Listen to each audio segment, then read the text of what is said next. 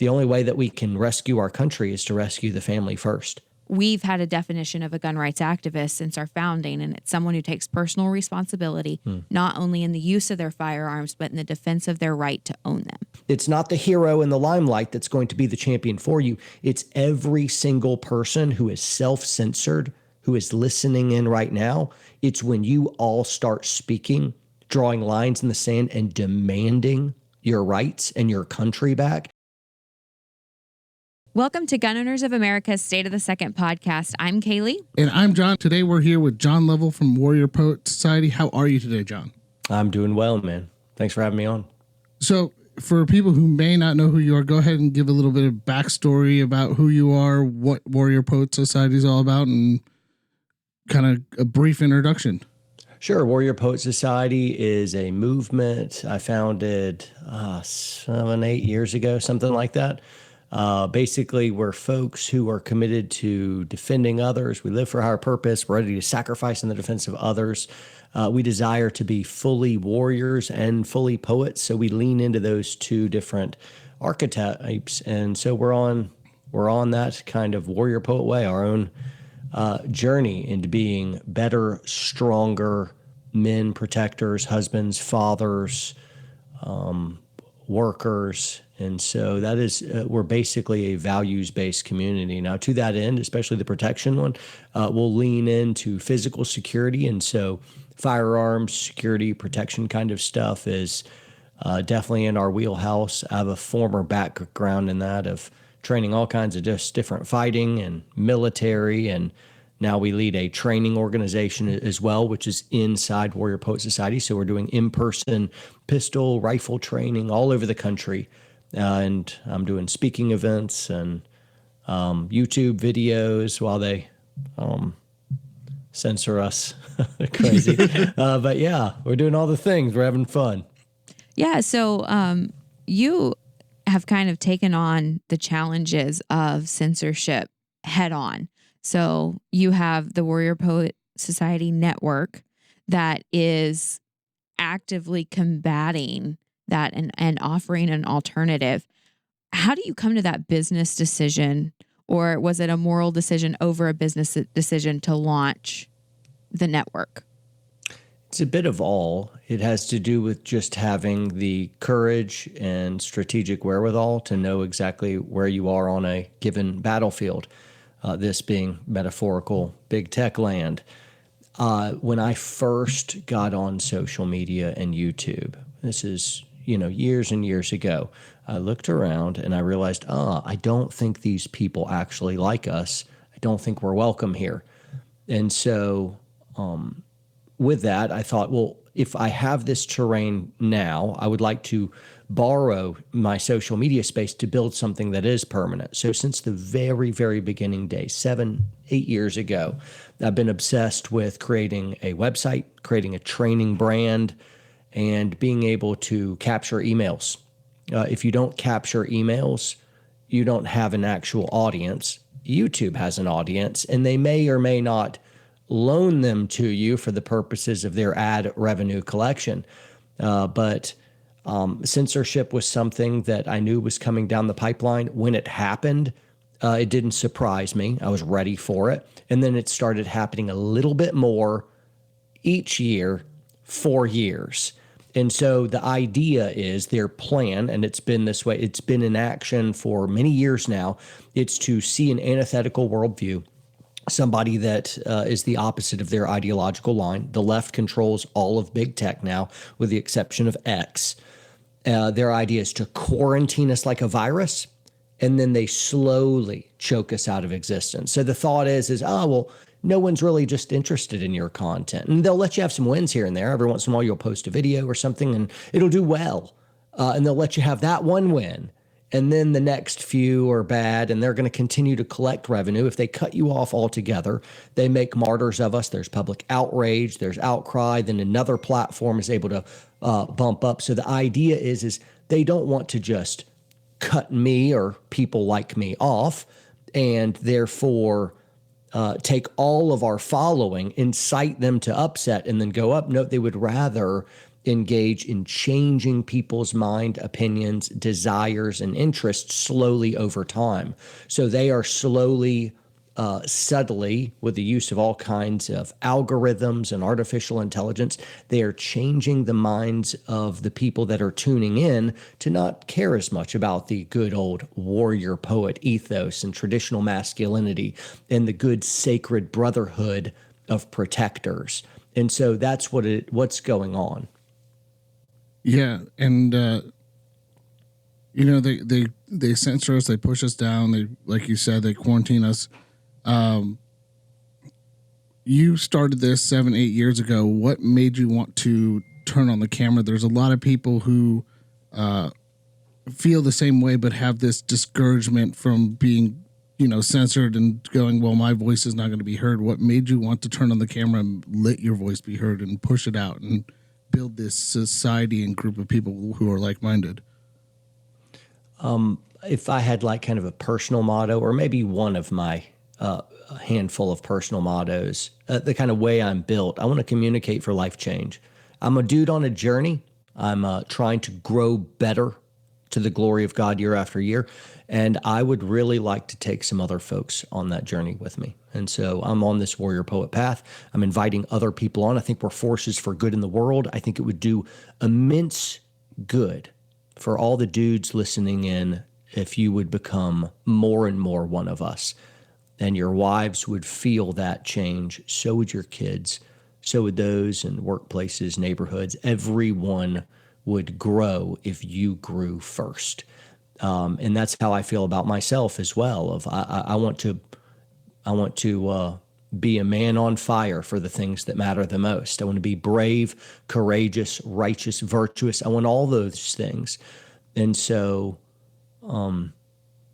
recognizing that we're in, as we were talking about before, a censorious landscape, we've got to be able to have the courage to recognize the times that we're in and to figure out how to strategically forge our way forward so that we're, even with our great and illustrious, noble and good ideals and values, if you don't gain some ground in the culture war, you end up in a physical war later on. And that's icky. We don't want that. And so it's not okay to just run a good, clean game. Yeah, you want to play to win as well.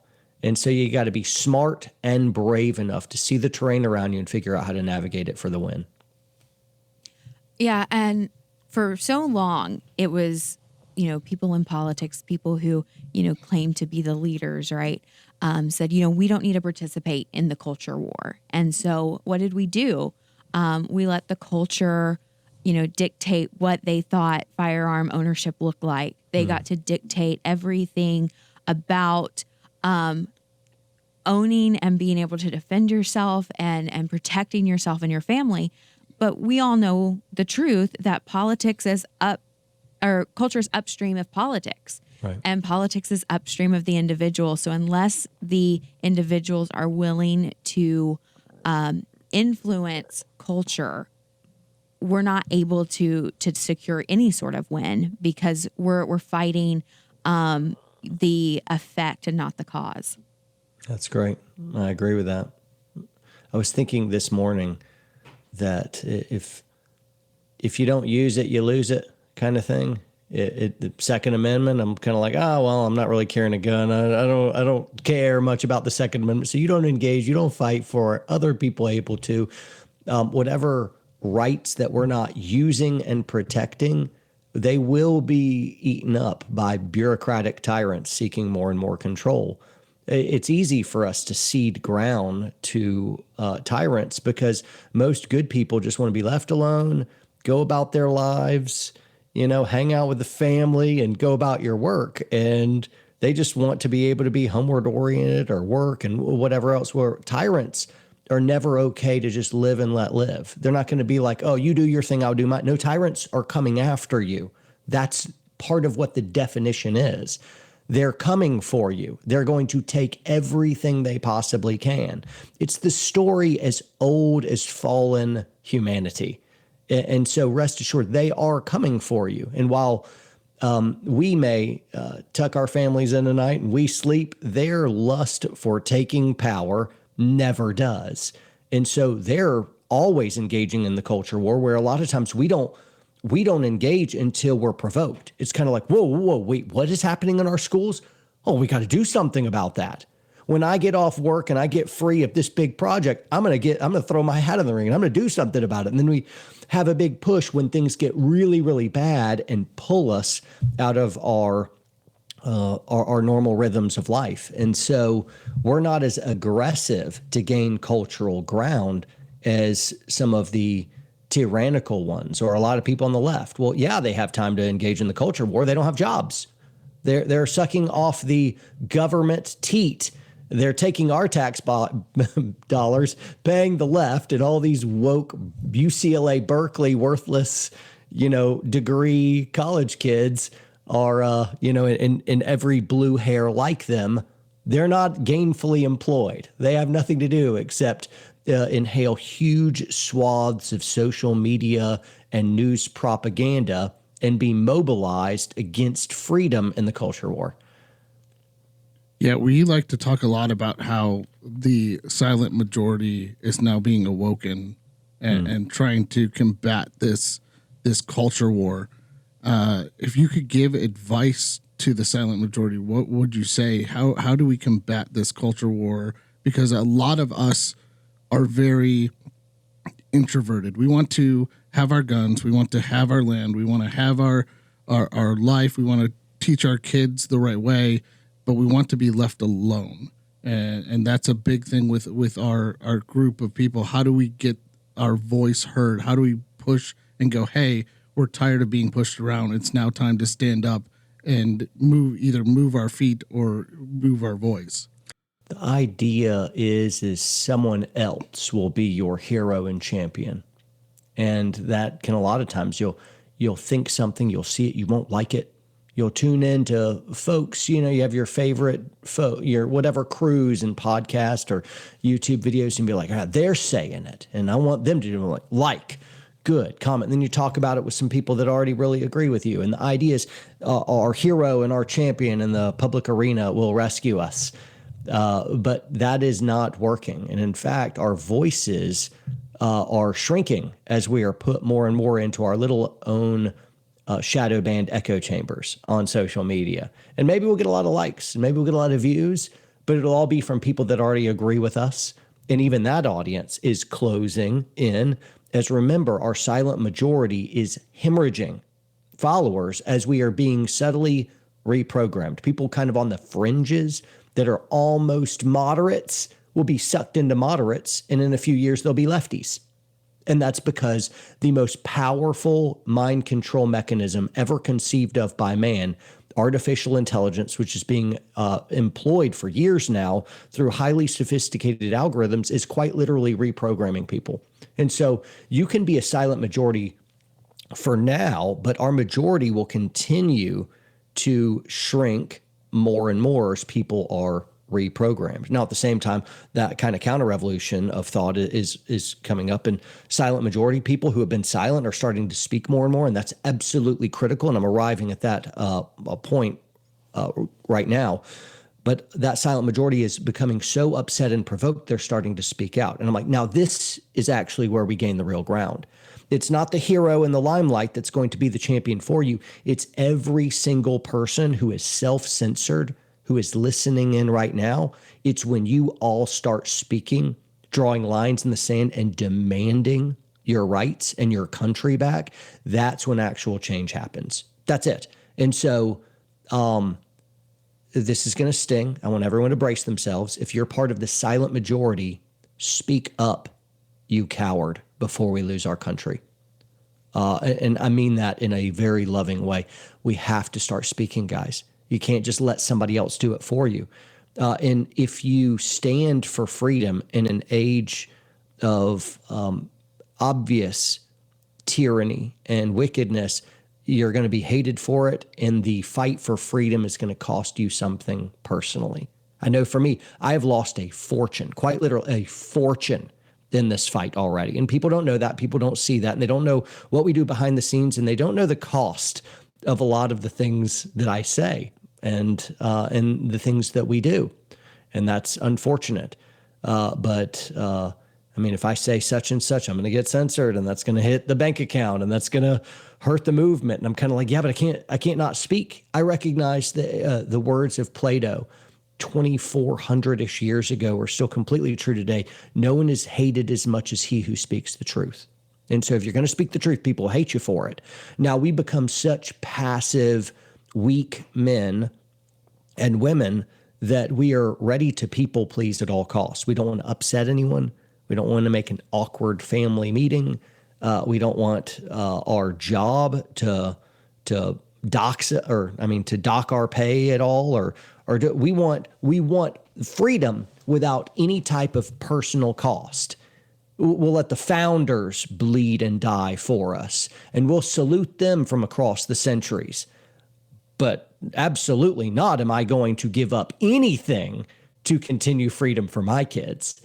The silent majority, whoever is silent in such evil, wicked times, is not a good man. You can't be a good man and a coward at the same time. You have to speak, and you do have a voice. And in fact, you're the best person to reach those around you, your friends and your family. And I'm not telling you to do anything that I haven't done myself, and it's cost me, and it's going to cost you too. But the result is to cowardly cede our country and our children's future to a really wicked neo-Marxist movement that despises you and has liberty in a chokehold, which we won't survive from. You have to stand up. No, I completely agree with what you're saying, and I think it's why GOA has always been friends with Warrior Poet and the entire movement that you're doing, is because we've had a definition of a gun rights activist since our founding, and it's someone who takes personal responsibility, not only in the use of their firearms, but in the defense of their right to own them. And that personal responsibility is an intimate action that each gun owner takes the moment that they decide to purchase that firearm. And it's something that we all understand, we all know, and it's why we go and we get training, and we get training from different people. It's why we invest and then invest some more and invest some more in the purchasing of those tools. But the advocacy side is how we protect not only the status quo, but we want to see a restoration in our rights. I want nothing more than for my kids and my grandkids to know freedom, and more freedom than I currently have. And it's why I get up every day and I come to work, and it's why everyone at GOA gets up every day and comes to work. And we're privileged to get to do this for a living, but the individuals that submit comments to the ATF and to the Department of the Interior and to all of their bureaucracies, it's the people that send the emails and attend lobby days. It's the people who pick up the phone and call their representative. Those are the people that unleash the power of what we say. You know, we're a grassroots gun lobby that uses the grassroots as our primary form and function to actually move the needle forward. And that's how we've been able to see success. Never doubt yourself is I think the most critical thing that I want people to take away from this. Is it's all about you. For the first time ever, you can truly say it's all about me, and I have the power to speak up and stand up, and no one's going to do it for me. I think that's good. That's good. So, I know that you all are a big homeschooling family. And I think you just spoke, if I'm not mistaken, at the big homeschooling convention. And we're seeing a lot of attacks on the Second Amendment in schools. They're wanting to remove hunter education, which in many cases is an on-ramp for people to understand the Second Amendment, understand firearm safety. There was a little boy in Alabama recently that was, on the playground and used finger pistols and was suspended. From the parent perspective, what is an encouraging word? What is the landscape as you see it? How do we pass freedom forward to the next generation that we're raising right now? One is you can take your kids back from the government. That's probably the greatest thing that you could do to ensure that your kids actually stay with you for life, meaning they're going to like you after they become adults. They're going to agree with your values. They're not going to wreck their lives. They're not going to come out confused about all kinds of just basic things like gender, marriage, sexuality, common sense, taxation, protection, just some basic things. You send them to the government, and the government is going to brainwash them slowly. I'm the oldest of the millennial generation. And even before all the weird trans, LGBTQ, blah, blah, blah, my generation walked away from my parents' generation values completely. And so even before all the drag queen story hour stuff, they were still doing enough day in, day out at the public schools to literally steal our entire millennial generation away from the values of our parents. You raised in church? Great. 8 or 9 out of 10 kids raised in church, once they went to college, would walk away from their Christian values and not return. It's 80 to 90% success rate that the government was having. Incredible. You're sending your kids to the government to educate. That's what a public school is. And in my day coming up, many years ago, in the 80s and 90s, it was really bad. Now it is incomprehensibly bad. Do whatever you can. Get them out of government schools immediately. You have no idea the horrific damage being done to your kid. And you'd be like, oh, no, not mine. That is such horse crap. And one day, I do not want to be able to talk to any of you listening in and have to say, I told you so. I wouldn't want to. You have no idea the irreparable damage being done to your children at government schools right now. Get them out, get them out, get them out. Go into horrible debt if you must. Do whatever you can. Get them out of government schools. I'd prefer you homeschool. Some folks will say, private school. A lot of private schools are a government school curriculum and learning model, but they just add a code of conduct and a chapel service. It's actually not doing too much different. Homeschooling is the way to go. So my wife and I are teaching at homeschool conferences right now. We just did Great Homeschool Convention, South Carolina one. Today, I'll be heading up to Missouri to teach at the Great Homeschool Convention in Missouri. Also, Ohio, California, and Texas are coming down the pipeline. My wife and I were really reluctant homeschool parents. We didn't grow up with that. My wife and I were the products of public school and private school. I went to both.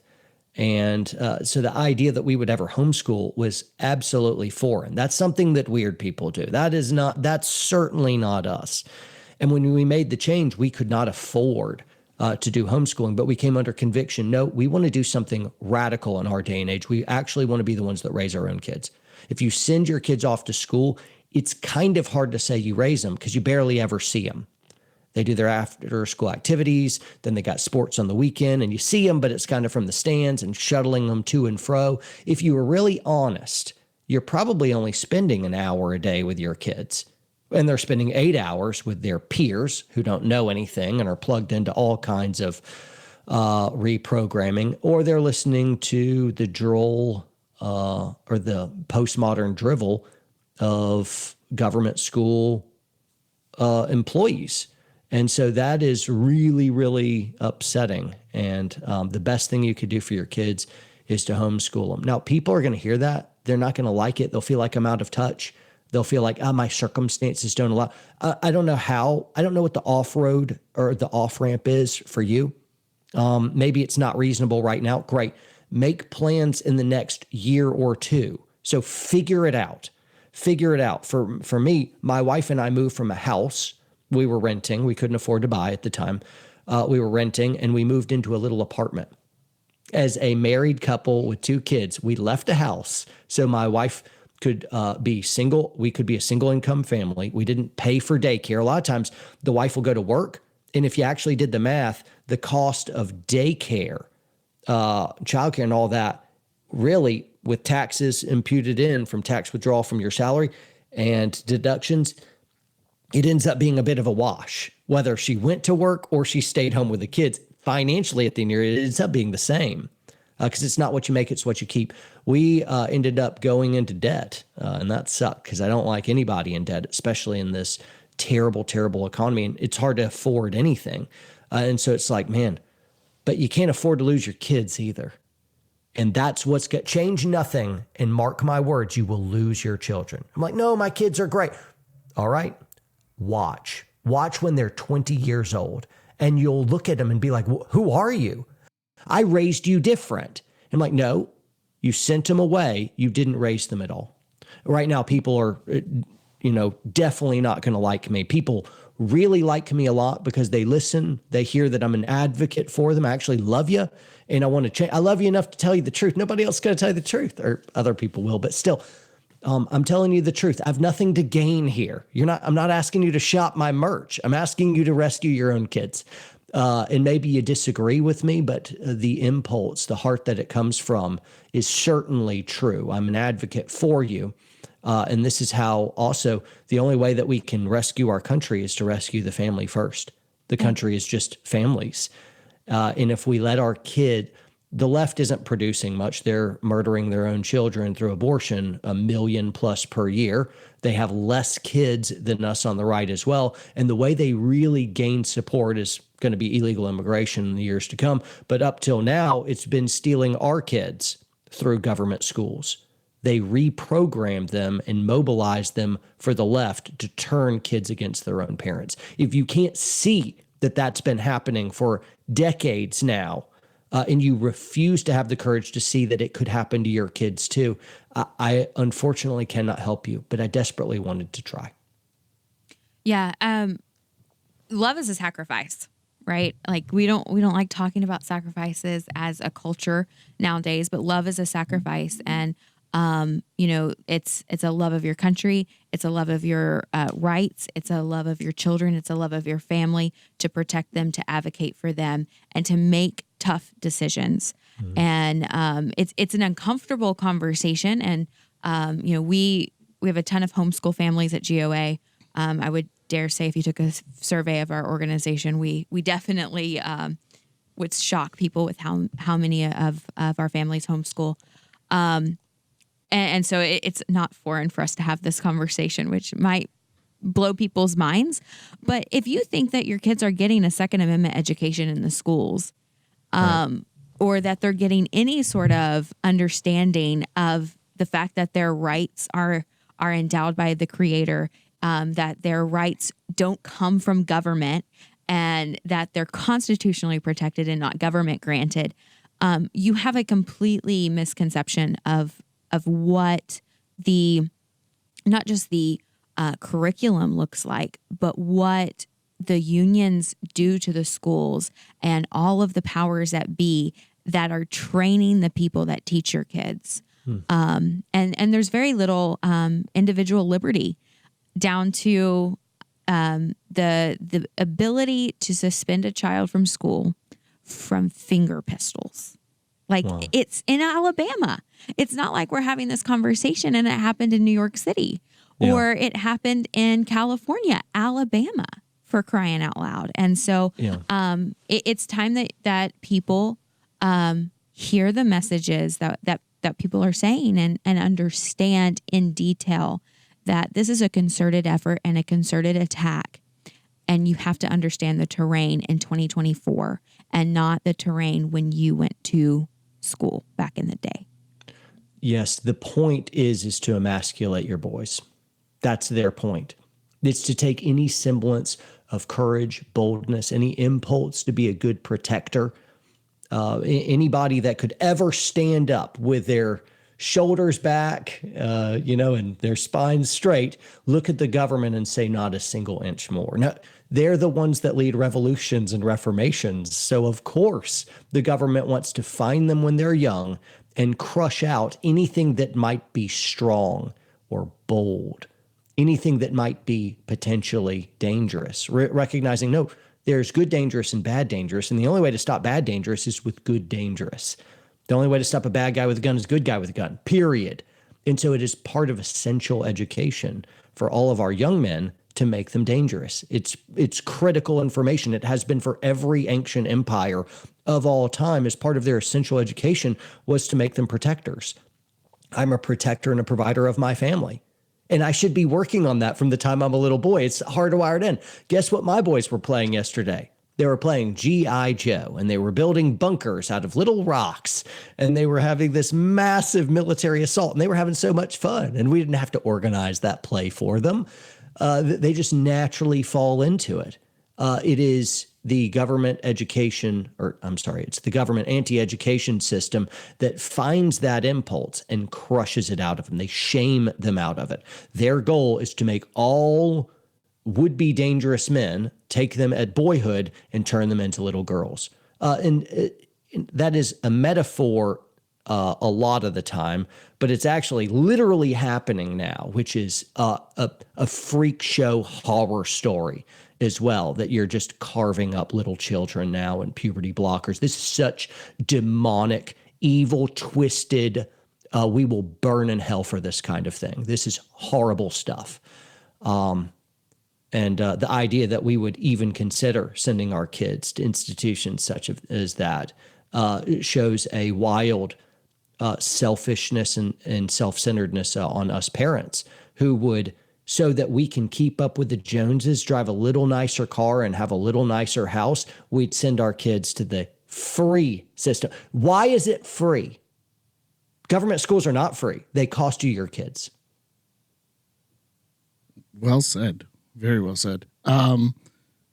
We talk about, taking your protection into your own hands and taking your community into your own hands. And we just saw this in Hartford, Connecticut, of all places, that there's a group through a church that is going around armed, protecting their neighborhood, cleaning up their neighborhood. And it takes people like that to stand up in all places like Hartford, Connecticut, which is Connecticut's very anti-gun, to go, hey, it is our time to take our neighborhoods back from the gangs and clean up. How do we send that message across to everybody that it's time to take back our communities, take back our children, like you said, and bring back to our values that the country was founded on? I mean, education is one thing. We're doing it right now. Of like, if we could just get our kids out of government schools. Some folks listening in, they're teachers in government schools. I'm like, well, you guys can stay and try to regain that institution of power. I mean, I don't think you'll be successful. However, I think there's still good that can be done in your sphere. You could still do a little good. I'm saying, don't send your kids into that area. So the teacher can stay, but the kid, get your kids out of there. But part of it's just the education of recognizing the playbook of the left. What are the rules for radicals, and how do we counteract them? The best thing you could do is regain what masculinity and femininity is and lean into those rules. Understand how marriage is really supposed to work, not the progressive, feministic, or red pill counter swing movement. Not that. No, the traditional thing that's allowed our grandparents and our great-great-grandparents to be able to have successful marriages. It's not that far in our rearview mirror when people know how to do marriage. We could tap into those ancient paths and start walking again, warrior poet ways. And that works very, very well.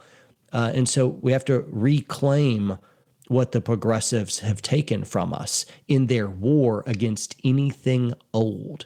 We have thrown out things that have stood the test of time for thousands of years. And because it was old, progressives have claimed it is bad.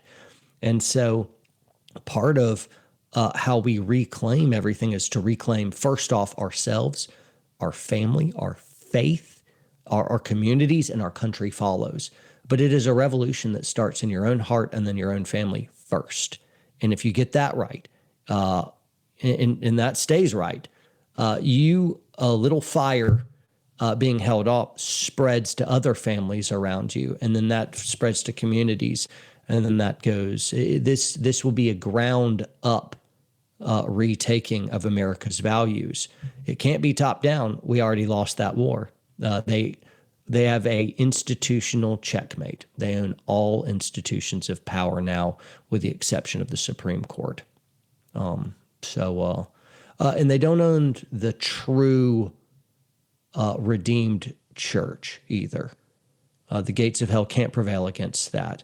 But they can certainly poison a lot of woke-tastic fake churches that are parading all kinds of completely heretical nonsense.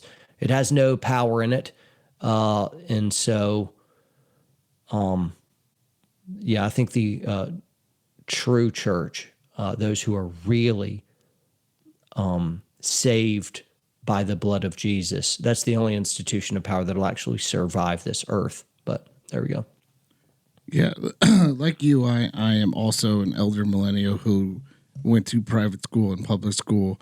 And I remember growing up, we were able to have conversations with people, and you would talk, and you may not agree on the topic, but you were still friends and had a civil conversation. And now it just seems to be the person with the loudest voice wins. And we see that now with the silent majority not having that loud voice and not mobilizing, and the left-leaning progressives with just screaming until at you until you agree with them. And we have to figure out a way to combat that. And there's a lot of things that you've said that align with all our core values, and going and getting our children back, and also being able to go fight and walk that line of the warrior poet.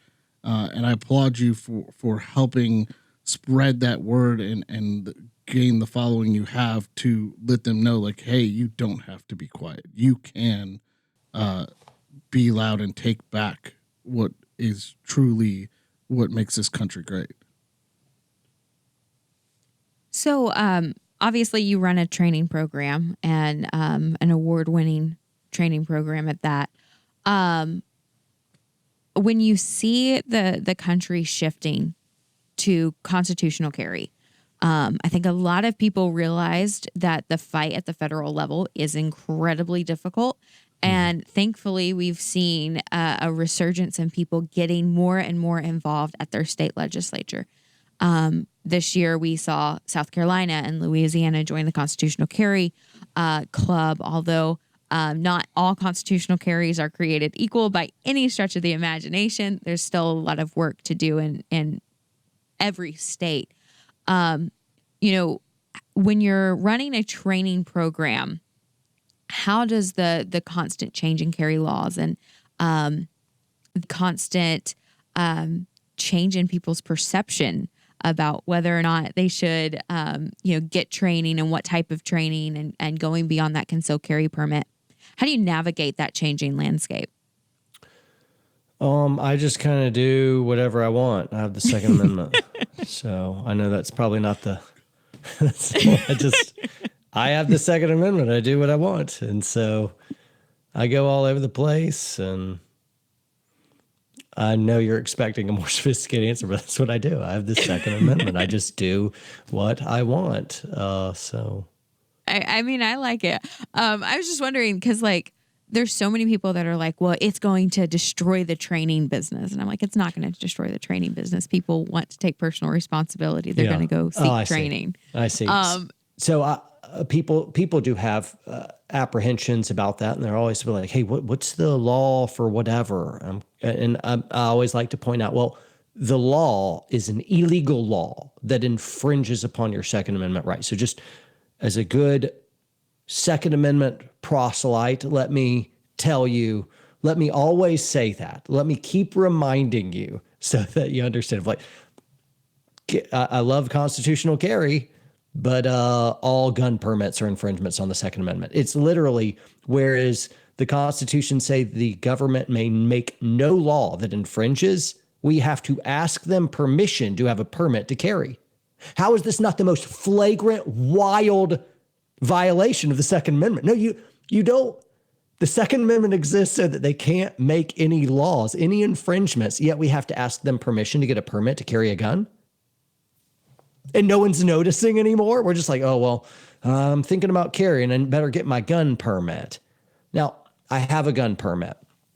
I'm just saying, ideologically, I'm not encouraging anybody out there to break the illegal laws that have been passed.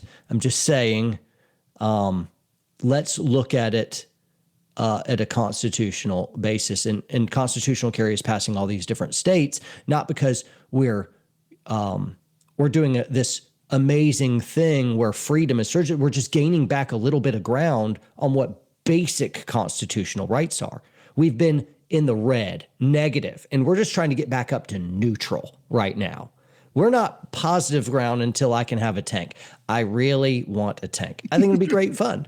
I'm a good guy, so nobody has to worry about that unless, we got some bad guys with tanks, and then I'll be like, tank commander level, reporting for duty. And then I'll shoot some bad guys. Other than that, it's just, I'm going to really, really blow up some watermelons hard in my back pasture, So that's it. I think tanks are cool. That's going to be super fun.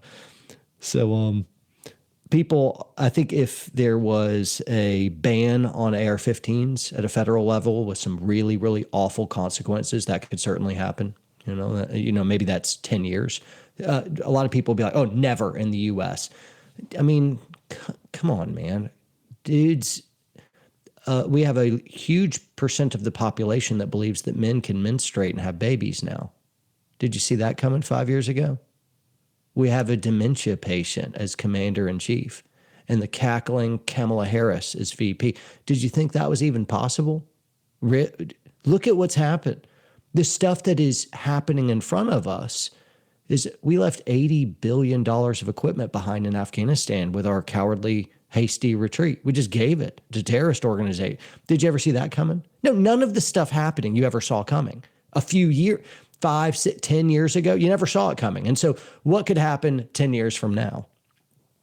You just never know. Well, And they made pistol braces, which was a plastic unserialized accessory, and almost turned everybody into a felon that was a gun owner. Yep, absolutely. I think we need to sit back and just kind of sit back and go, hey guys, there's a war on plastic now. Yeah. Bump stocks turn things into machine guns. Pistol braces make them more deadly, and therefore, you're a felon. At what point do you sit back and go, we're going to not allow politicians to be elected representatives that are going to support these outlandish things? You have the ATF, that's a completely rogue agency at this point. And it's detrimental to the ability of the Second Amendment. We want to see a restoration in our rights. We don't just want to protect the status quo.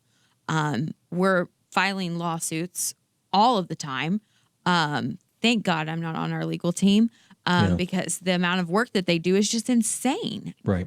Because of the infringements that we have to fight.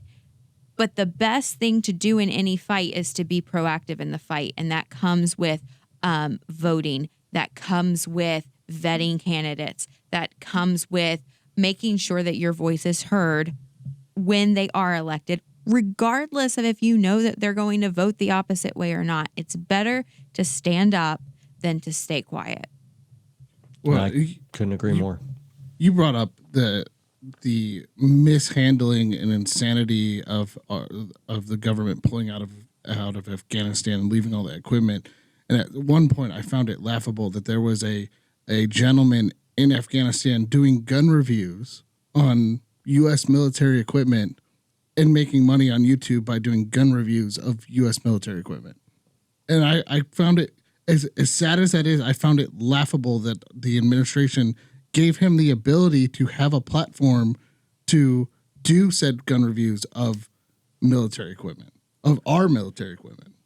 Yeah, if it's that jacked up, YouTube will probably make them trend because everything awful is counted good and everything good is counted awful now. It's completely flipping upside down of real values.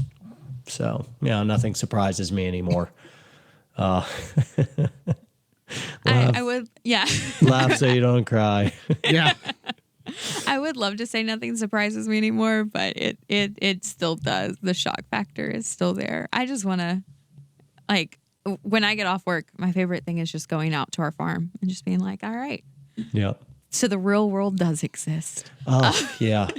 Finding a little peace, because once all the terrible headlines have washed over you throughout the day, you've battled it out at work, trying to survive, you're engaged in the culture war, you got to be able to put that down, carve out a little bit of joy and peace in your life, hug your family close, build some core memories, go have a little bit of fun, get a babysitter, hit a date night up, do whatever you can to just be able to enjoy. There's the fighting for freedom, but then there's also the enjoyment of it.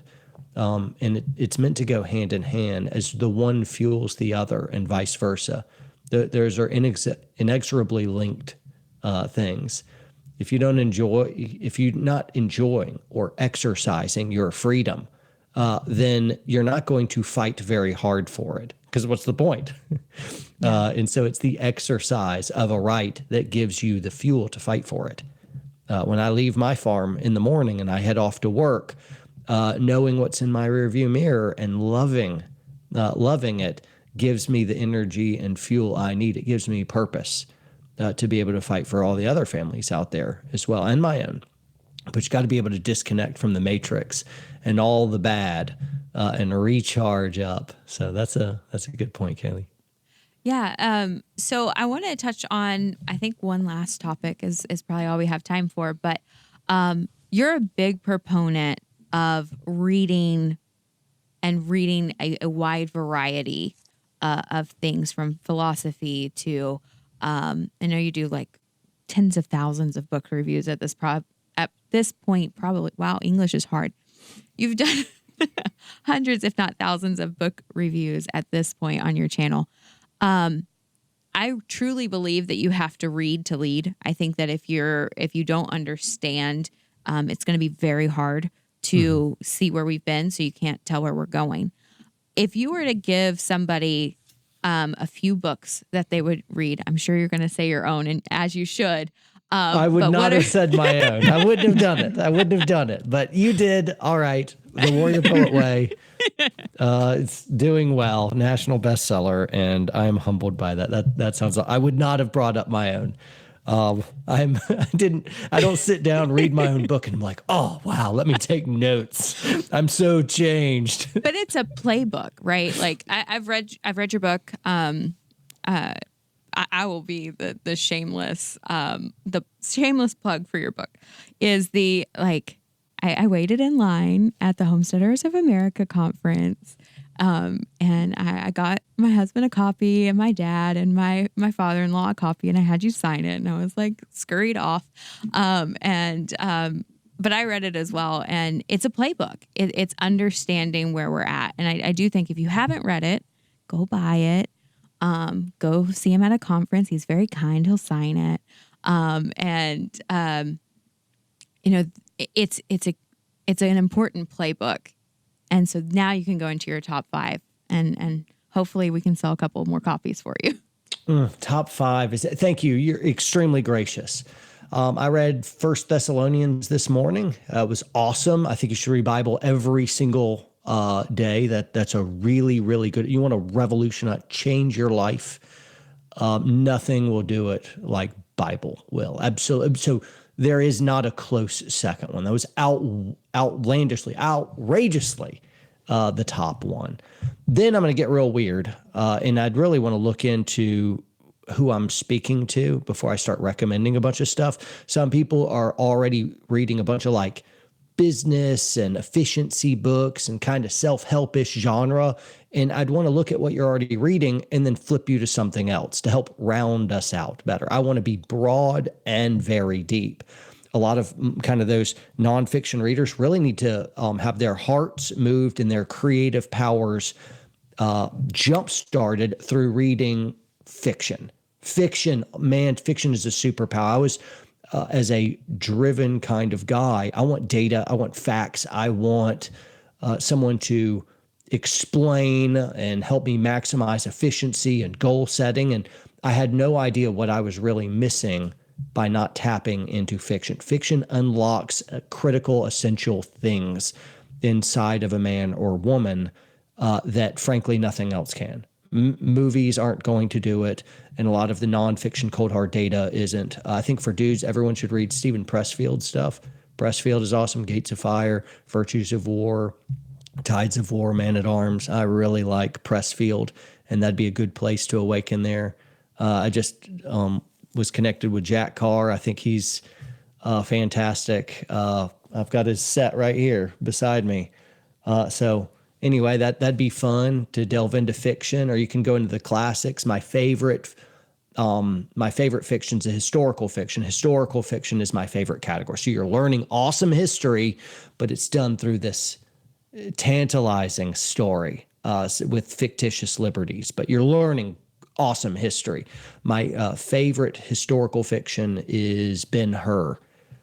If you think Ben-Hur is about a chariot race, you have no idea what the story is about. You saw the movie or the TV show. Nope, that's not Ben-Hur. That's not Ben-Hur. Read the book. It is not about a chariot race. It has a chariot race. It's not about a chariot race. Not even close. So there's that. There's other histories, philosophies, theology books, real important. I read all kinds of crazy stuff, old stuff, new stuff. Yeah, there you go. Awesome.